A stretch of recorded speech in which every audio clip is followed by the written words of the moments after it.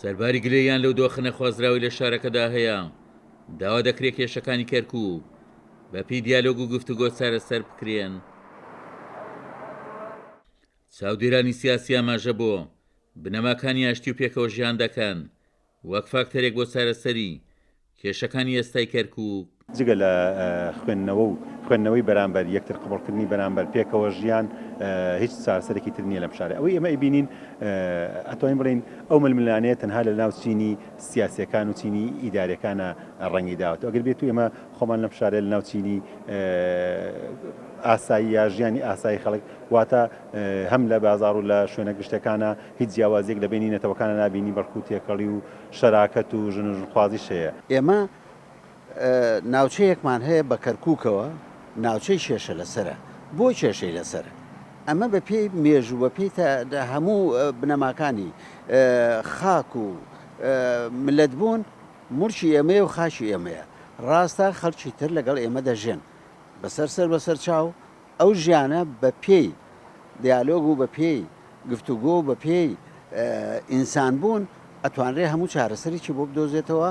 لە چوارچێوەی ئەو دەستوریکە لە عێراقا هەیە و ئێمە شتێکێن پێوتێ دەستوری عێراق و چارەسەری بۆ هەموو گرفتانە دۆزیێتەوە. من پێم وایە گەر ئێمە بتوانین لە یەک تێگەشتن دوور لە نەعرەتەی قەومی و شۆڤێنی و عەقڵی نەتەوە پەرستی و ئاگەرایی و مەسەبگەرایی بتوانین ئێمە هەمووان بەیەکەوە کۆ بکەینەوە و لەسەر خاڵی هاوبەش و مشتەرەک ڕێکەوتن بکرێ.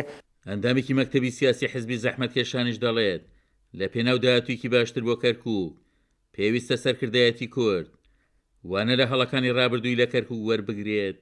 ئومێ دەکەین دەرز لە نەهامەتیەکان وەرگیرا بێ و بتوانین کەمێک لە ئازاری خەڵک کەم بکەنەوە و ئەم حکوومەتە لە خزمەتی خەڵک بێ و ئەو سیاسەتە هەڵانەی کە گردیانە بەر نەتیجەکەی هەڵە بوو نەتیجەکەی بادزدان بوو خەریب و هەرێمەکەشمان لەدەستێت هەمووی لە نەتیجە سیاسەتی هەڵەیە بوو. بۆیە من ناڵێم هەموو کێشەکان لەسەر حکوومەتی هەرێم کۆکەینەوە چونکە ناوچەکە بۆ خۆی پڕ لە کێشەیە پێکاتەکانی دەوروبەرمان هەموو مەشاکلیان بۆ ئێمە هەیە کێشەیان بۆ خۆیان هەیە بۆ ئێمە هەیە بەڵام ئەوەی بەشەی کە پەیوەندی بە حکوومەتی هەرێمەوەیە ئەو بەشەی پەیوەندی بە کوردەوەیە دەبوو ئەو بەشە باش بێت.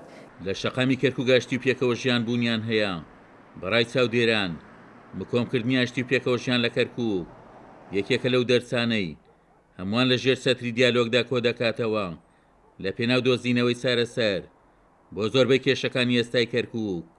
عومەر غەریب، کورسات نیوز، کەرکووک.